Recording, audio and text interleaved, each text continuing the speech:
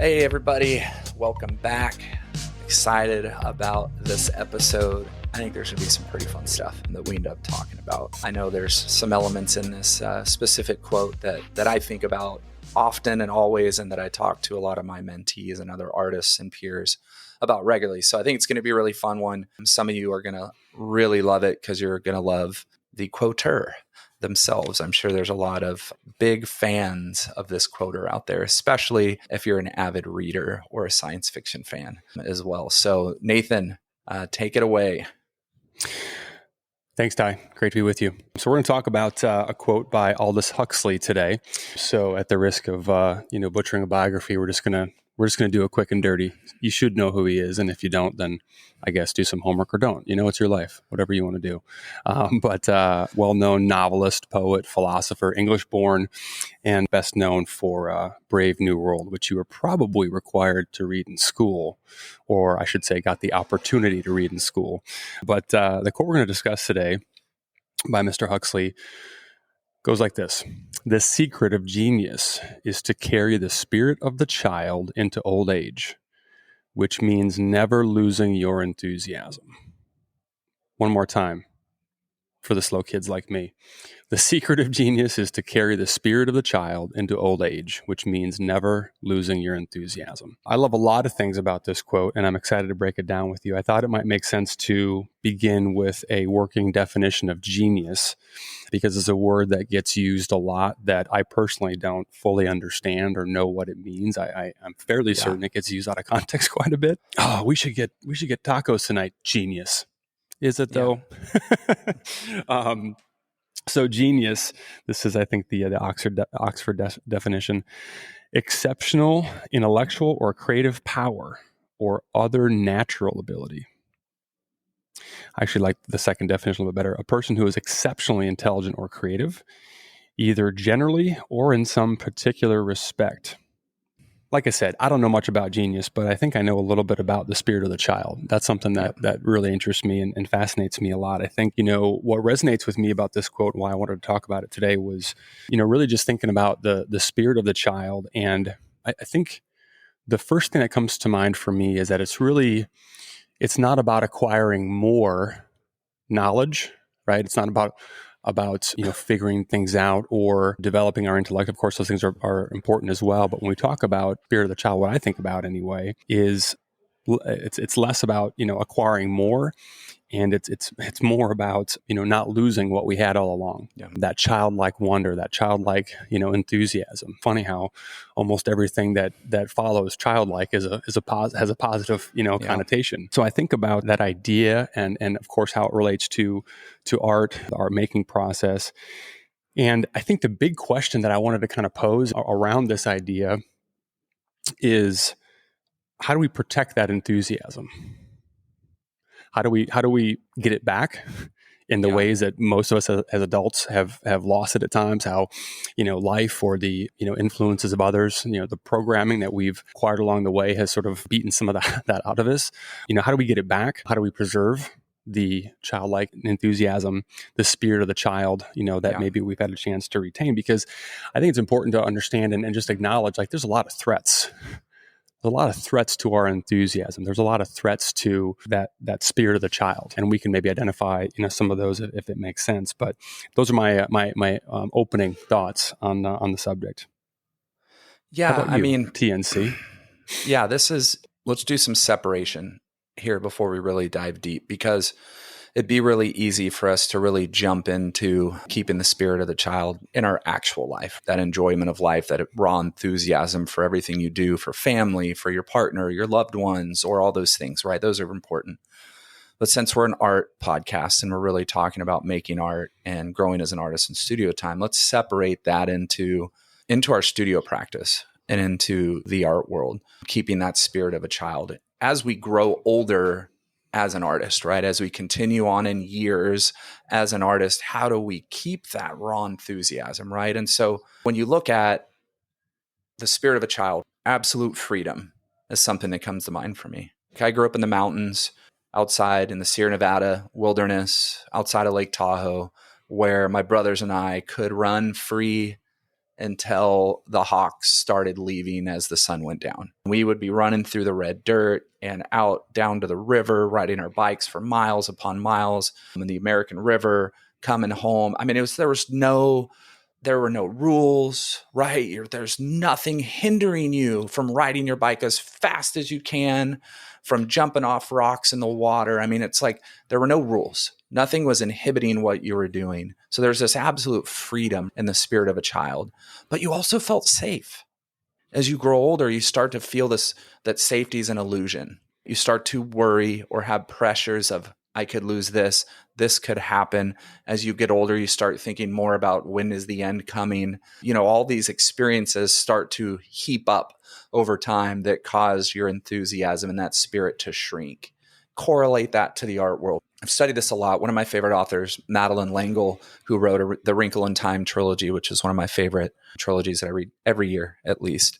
She talks a lot about how she says, I'm not a child author. I'm just an author. Whoever decided that only adults can read adult novels and that there's an actual definition for a children's novel? Why can't an adult read something that's written in different ways? And so she says the problem is there's a certain age when you're not allowed to read choose your own adventure books anymore, and you can't read fiction anymore, and you're not allowed to color anymore, and you're not allowed to play with clay at the dinner table anymore. Plato is gone, and now it's time to read history, and it's time to study biographies. And I'm not saying this happens to everyone. It didn't happen to me, but I know this is something that at a certain age, people go, time to get serious. And so that enthusiasm is now washed away, that childlike, freedom. How do we keep that in the studio, which is the most important for us as artists, place to feel that freedom, to feel pressure free, no resistance from the outside world? I can open that door, and I use this term that the studio is my playground. It's my sanctuary or my church, but it's also my playground. When I open that door, it's like I'm a 4-year-old sprinting in at recess. The door's open, the class is let out, freedom, dirt, sawdust, wood chips, jungle gym, bars, slides, whatever, basketballs, soccer balls, everything's out there for you to go to work with, play with. When I open my door to the studio, it's not always like that, but I try so hard to have that raw enthusiasm of a child when I open that door. Paints, tools, canvas, everything to play with. Try to play and create and master that technique in complete freedom and raw enthusiasm. I don't know. That was a lot. I don't even know where I went or how I got there, because I have the spirit of a child. So yeah, and me neither. I was just along for the ride. You were like the big kid in the neighborhood. It's like, hey, come check out the river. I'm like, I'm in. Let's go. Hey, Mom, I'll be home for supper. It's all good. Oh, I love it. No, that was great. I think one of the things that well, you actually did take me back to my childhood as well, because we had I was so fortunate. We had there's just a ton of like county, I think actually city land behind my house. We just lived in a regular neighborhood, but it was behind our house. So that was my childhood as well, as making my own little lean-tos and going back there with whittling, weapons mostly out of sticks, and later on going back and writing poetry by the river, taking pictures. Like that was my sanctuary for sure. So I wanted to bring it back. I think it'd be good for us to identify and maybe put a name to some of the threats to our enthusiasm. I think I'll start, and then I'm interested in your input as well, because I know you've had a lot more conversations with, other artists through your mentorship program. So I'll speak from the first person. For me, I think the biggest, or one of the biggest threats to my enthusiasm is perfectionism, is believing the lie that I've got to have it all figured out, and that I have to sort of look like a reasonable representation of an adult. So that's a big one for me, and the idea that until everything is just so, that I'm not going to be okay, and that the work is not going to be what I want it to be. It's not going to serve my ultimate vision. That's the first thing that came to mind for me. But what are some other threats to our childlike spirit, or to our enthusiasm? Self, number one, right? The judge, the ultimate judge is yourself. I think for me, like I said a minute ago, I try to do my best to go in with fervor and just childlike playfulness, but with the seriousness. Because I think what Aldous is saying is the secret of genius is to carry the spirit of the child into old age, right? He's not saying to be a child in your old age. He's like, be a consummate professional in your field and what you're doing, but carry that spirit of a child with you along the way. There has to be a seriousness to my practice, number one, an adultness, a wisdom-filled growth in my practice. And that can really get in the way of that childhood spirit. I shared this with you off camera when we were talking about stuff earlier. You know, I came into the studio and I've been working on new things and experimenting and leaving some things that I really liked, but were just taking me more time than other stuff. So I kind of put them away for a minute and was playing with other stuff. I'm constantly beating myself up, which you don't do much as a child. We're not talking young adolescence. We're talking child. Because as you start to grow in adolescence, there are plenty of things that you can start to mentally affect you and beat yourself up. But child, raw enthusiasm, no worries in the world, nothing to hinder you, nothing's happened to you yet, right? Or around you yet. This is just pure freedom. So I really wrestle with this a lot because my work is falls into the abstract expressionist, neo-expressionist, Tashime, other kind of forms of expressionism as a whole. I have friends who are critics. I've been on panels with big museum curators in the past, and that question has come up. Because the critic and the curator, they like to throw their knowledge out there, which they're supposed to, but they also are trying to confront the artist to help them grow. And sometimes some do it with great tact and others do it with really poor tact. And so I've had multiple say, you know, your work is it's in the abstract expressionist realm, but AbX is dead. How do you deal with that? And I'm on a panel and I go, oh shit, really? You're going to ask me that now in front of all these people? I have to come up with an answer. And usually I'm like, that's hard. I mean, that's what I love. That's the scene. That's the history. Those are the artists that I love, that I emulate, that I steal bits and pieces from to form it into me. And man, so yeah. And so there are times I go, man, that's really, how do I move past that? And I can really get in my head rather than that ultimate freedom, right? In childhood enthusiasm, where I can just keep going and work it out.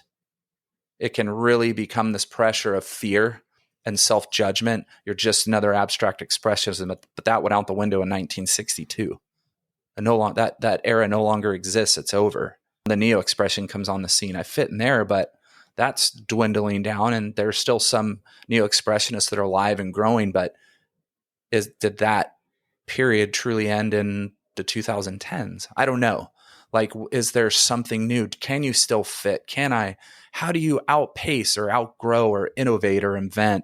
It's so difficult to do, but I can get in my head and I can take that freedom away really easily by going, no, you're just that. And so then it forces my work to lack freedom and pressure comes in. And then I fail in pieces and I struggle through the hours and the work rather than being like a child on the playground with no worries in the world and just doing this and that and color and paint and trying and playing, experimenting, no pressure. Then 2 weeks pass and you go, I did one. Oh my gosh, I did one. That one works. That one's incredible. Let's put it out there. Does that make sense? Some of it. I'm just teasing. No, it totally did. I mean, you know, what you just shared makes me wonder, is there ever a balance to be found between the exploration, the freedom of a child? Thinking about that moment when you said that's it. I got one. Who was speaking? Who determined? Was that child Ty? Was that responsible, reasonable adult Ty? Yeah. A different version of you than the one who created it was viewing it. I mean, that's one of the powerful things, right? About giving work space to consider and really, kind of wrap your head around. But I guess that's my question is, with the example that you just shared, is there a balance to be found, or how do we find the balance of that childlike exploration and the more rationally minded adult that, or the seriousness, the professionalism that is, like you said, required to determine, all right, is this something that I should, share, put out there and, explore further?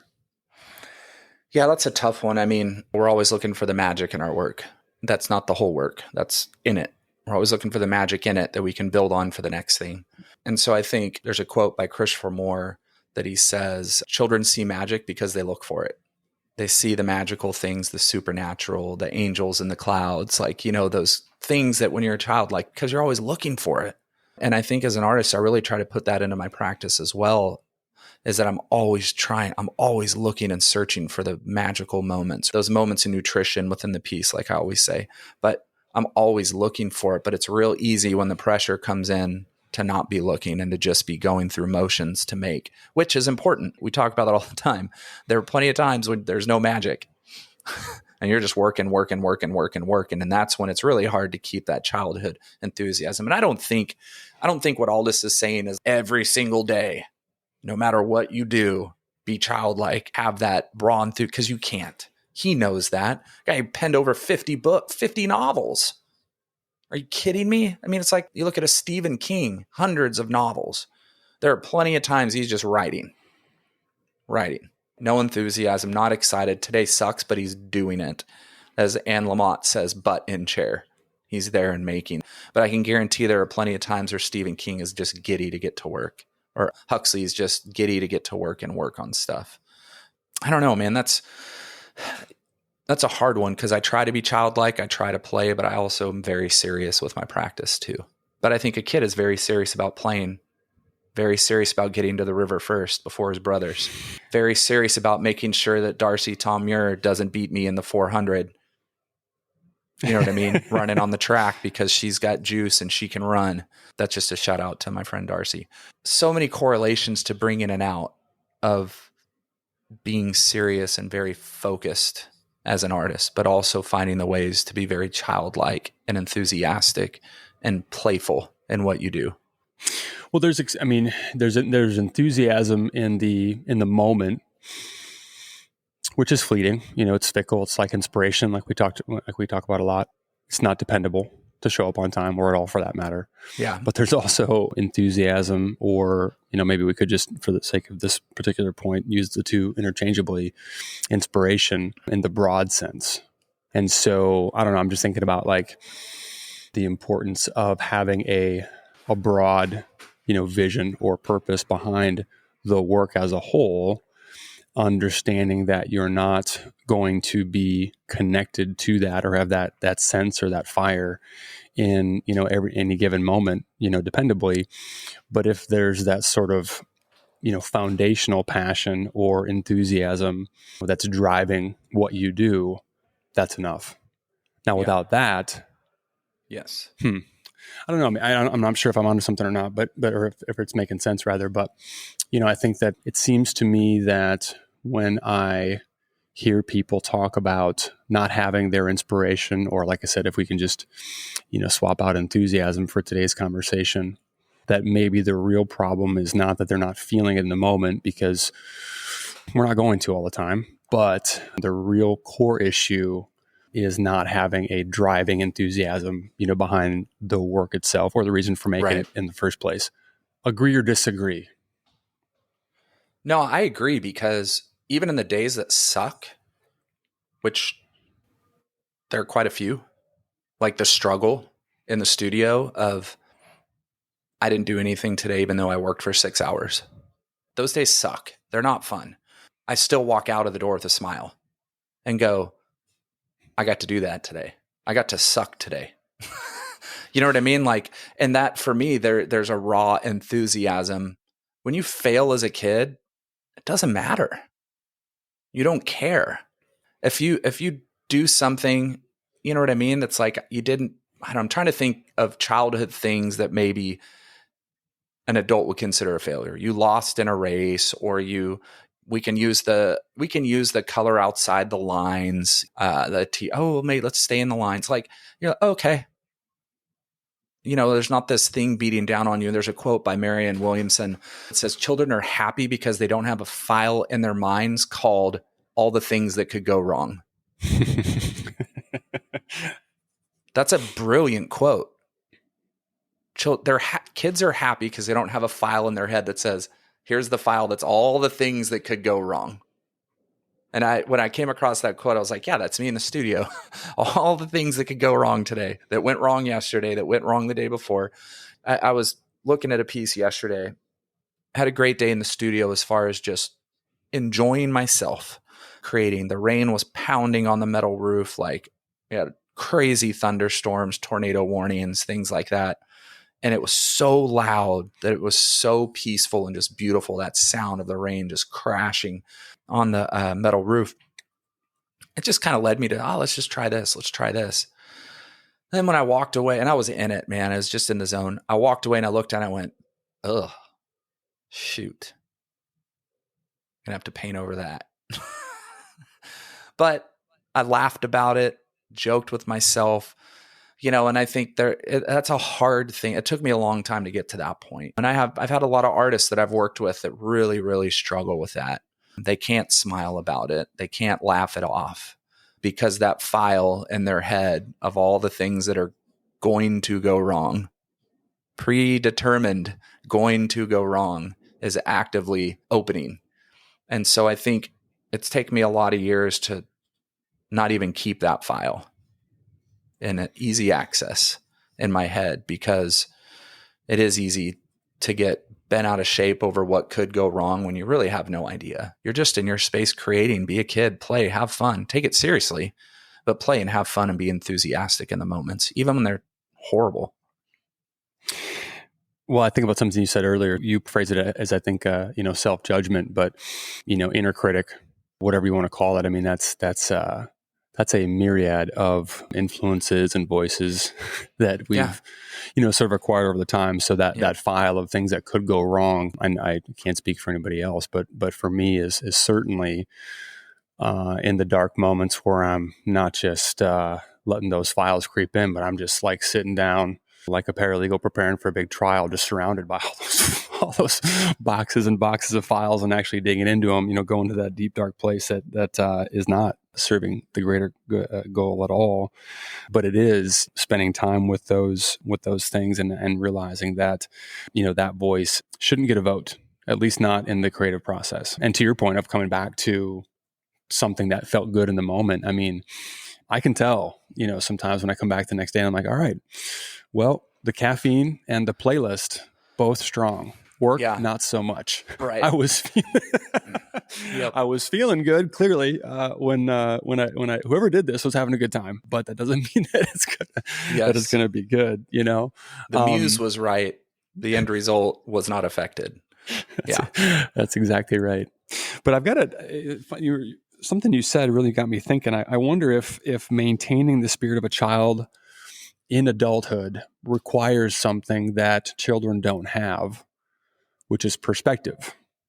When you're a kid, there's no your frame of reference. Your history is pretty short. I mean, I can't recall as a 7-year-old reminiscing about what it was like to be 5. Maybe I did, but I'm pretty sure it was just like, here I am. This is what I'm doing. Right. Which is a beautiful thing.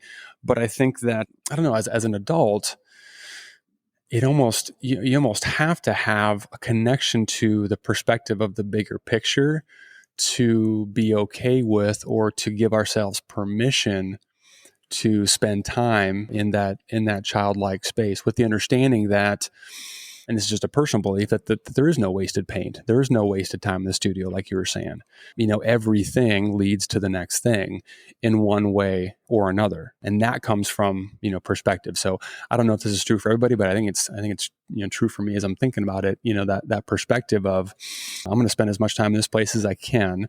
Not all my time, to your point, but that perspective, definitely makes the freedom of that childlike spirit, I think, a lot more useful, if you want to put an adult, term to it. But it's not just for the sake of being free and loose and having a good, like there's utility to it, in the progression of the work.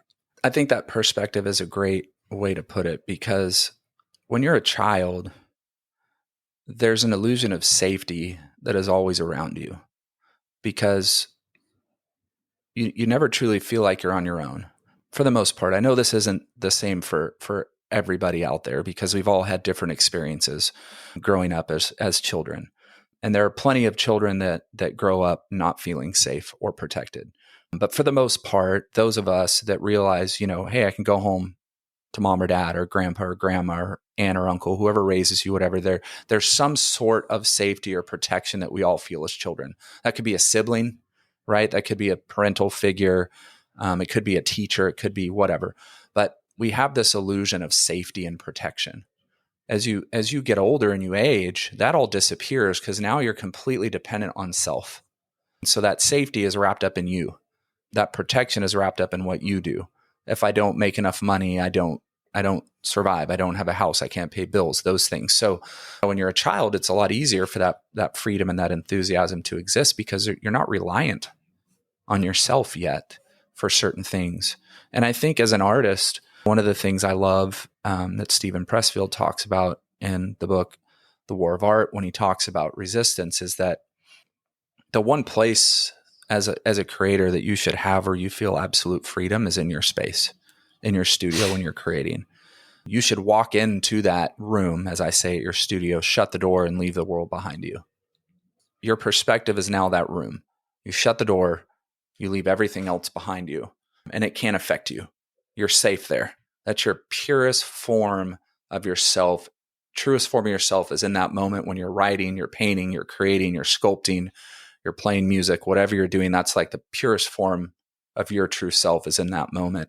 Leave everything else behind. So I think there are ways we can change that perspective to bring that childlike enthusiasm into our creating and what we're doing. Does that answer your question? It does. Yeah. So I think the natural follow-up question would be, how do we do that? Yeah, it takes time. It takes effort, really thinking about it. There are plenty of ways that I kind of have told other artists, like if there's certain quotes you need to put up in your studio that help you remember and enter into those moments, do it. Maybe it's silence, maybe it's breathing, maybe it's going into your studio. I know I have a friend that goes into his studio and he practices his breathing, just a sense of meditation before he starts working. It's a way for him to just, let loose and get rid of things. And David Lynch, and meditation is a huge part of his practice in creating. And he said once he had that ability to meditate and focus for a period of time, it opened up a whole new world in creating for him because he was able to get rid of all those other things in life and then just truly focus on the creation aspect without everything else creeping in. So for me, it's music, it's reading. There are those soul care moments, as I like to call them, where you're truly like caring for your soul throughout the morning or the day or whatever it is. Like maybe, there are days I come in the studio, I just sit and read. I'll read Mary Oliver's poetry. I'll read a book, just kind of center myself, so to speak, and then go into the studio and create, put music on. I don't know whether it's Philip Glass on piano to start the day or something grander or smaller that just helps me truly breathe deeply and focus. And then I go play, but it takes time. And not every day is like that. Plenty of days where there's no child at all, being honest. Yeah. There are plenty of days where there's no child at all, but I do try for the other side more than the frustrating side, but it's hard. It's really hard to explain until you've figured things out to get there. Because I see it all the time, not pushback from other artists, but I don't get it. Mm-hmm. I can't do that. I don't know how do you do it? And I can only suggest ideas, but we have to find what works for us to find those things. Yeah. I think a big part of it is getting, like for me, it's journaling. Like if I had to, I've got about five or six, core, habits that if I do whatever, 3 or 4 out of those 5, it's going to be a pretty good day, or at least not an awful one. Yeah. Or if it's awful, I'll be more equipped to deal with it, whatever it might be. But I think that, when it comes to really getting a lot of those just nasty thought goblins out of your head, those just nasty vampires, the self-doubt, all of the inner critic, I'm not aware of a better way to dispel of them quickly than by journaling and just getting them out. I'm a big proponent of the morning pages, the Julia Cameron book and approach to just getting things out. And I think that's probably actually another thing that we could spend an entire episode or more, talking about. But that's a big part of it for me, is just getting those things out of the way. Because the more that, again, it's back to kind of my opening thought of like, It's not so much about acquiring, more inputs, but it's remembering what we knew all along, and getting rid of, or at least, setting aside as many of those sticking points as we can along the way. It's a step in the right direction anyway. But I mean, like you were saying before, it just comes down to paying attention, being aware of like, okay, which, when you get there, when you do feel it, okay, what conditions were present? How many of these are controllable? You know what I mean? Like, it's not going to be, 72 degrees and sunny, and your sweetheart kisses you, on your way out the door and says, go get him. Like, everything's not going to be perfect every single day, but of the controllable variables, what are the things that can at least do to influence getting into and being in that state as much as possible, or at the very least, continuing to show up, even not if, but when, we're not feeling it. Well, and I think ritual is a huge part of that. Yeah. Finding a ritual for you. I know when I'm at my best in the studio and creating, my ritual is built in. I get up, I have coffee, my wife and I read, sit in our chairs, read our books, whatever we're doing that morning. And then when I get to the studio, I may do a little art research and some things, and then I'm in the studio working. But just that ritual, if I'm doing that every morning, it just gets built in, and this flow just opens up for me. But I have a quote I want to read by Picasso, because I just love this, thinking of all these things we're saying. He says, "It took me 4 years to paint like Raphael, but a lifetime to paint like a child." And you look at Picasso and Raphael, high Renaissance painter, very controlled, perfecting his colors, perspective is excellent, like all these things within his work that is so time controlled, detailed, academic. And Picasso said it took a lifetime for him to paint like a child. Freedom, whatever I want to do, however I want to do it, enthusiastic, having fun while I'm doing it. Nothing's controlling me. I'm just creating and painting. I think that's a great representation of how we can also do that in our own heads. Right? Mm-hmm. Control these things in us, rather than feeling totally free to experiment, to play and do those things. Yeah, I'm going to throw one more quote into the mix, and then we can probably wind down. But it's one of the most famous Winston Churchill quotes: "Success is going from failure to failure without loss of enthusiasm." Most people have probably heard that before, but understanding that there's going to be more losses than wins, and protecting that enthusiasm, childlike or otherwise, is pretty important. Having the broad, push, the broad purpose, the big picture, fire, that gets us through the moments when we're not feeling it, in that particular moment, I think is really important. And again, back to that perspective idea of just understanding that, there's going to be, plenty of failures.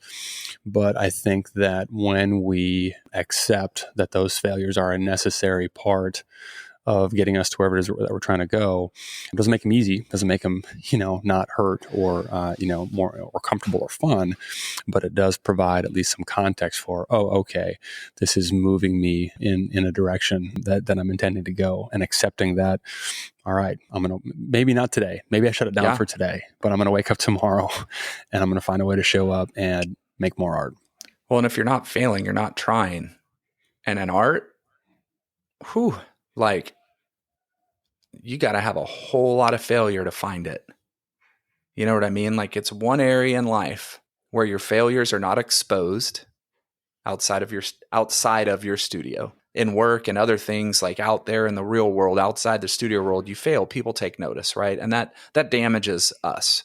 But, we know all the pull yourself up in your bootstraps, can't fall down without getting up. Like, we know all those old sayings that go with failure. But in your studio, man, there's just something so heavy about failing. But man, if you're not failing, you are not pushing. You're not pushing. I mean, I encourage all my artists, experiment like crazy. And it's so hard when it doesn't look good or doesn't look strong, right? That there's just such a deep feeling of failure. And I'm always like, nobody knows. Nobody saw it but me or the group or your peers that you may have shared it with on WhatsApp or by email. Nobody else knows. Nobody. But man, it feels like the world knows. I don't know why that is, but you're with yourself in the studio and you do something you don't like and you feel like every single person on Instagram just saw what you did. Now, if you're sharing it, they absolutely did, but you don't have to. That's why I'm always saying, don't share everything, keep stuff.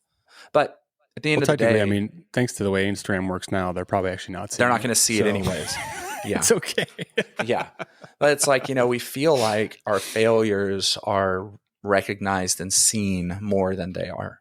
And it shouldn't be. So once you start to realize that as an artist, I feel like there's a lot of room for that growth to really start to take place in your work, because you realize no matter what you do, nobody sees it unless you show them, and that you're going to fail. I mean, who knows what all of Picasso's crappy stuff looked like before he got to Cubism? We're never going to know. Somebody knows, but we're never going to know. I think it's a good place to end. I agree. And really the whole point is to this whole quote and this thing. And we didn't even get into Huxley's mescaline and LSD trials at all, but maybe that's what kept his childlike wonder on a constant flow. I had that thought. I wasn't going to bring it up as a enthusiastic but retired, psychonaut. Yes. I can definitely say that kind of thing definitely, sticks with you. So I think there's certainly something to be said for that. So, which I want to congratulate you on your 20-year milestone of sobriety. So congratulations on that. That's immense, huge. I appreciate it. But yeah, just if anything, we just want to encourage you in those moments that suck, that are tough, that are frustrating. Like, find that childlike spirit inside, that enthusiasm of, but I just got to make that. It didn't work this time, but as a child, right, you just pull out the next sheet of paper and the next box of crayons and you just go to work again. So hope that you're encouraged from that, because that's what Nathan and I do on a regular basis. Create something that is just not strong, and we just either go over it or scrap it and pull out that next piece of paper and that next box of crayons or that next jar of Play-Doh, and we start playing again. So I hope that you do the same. I love it.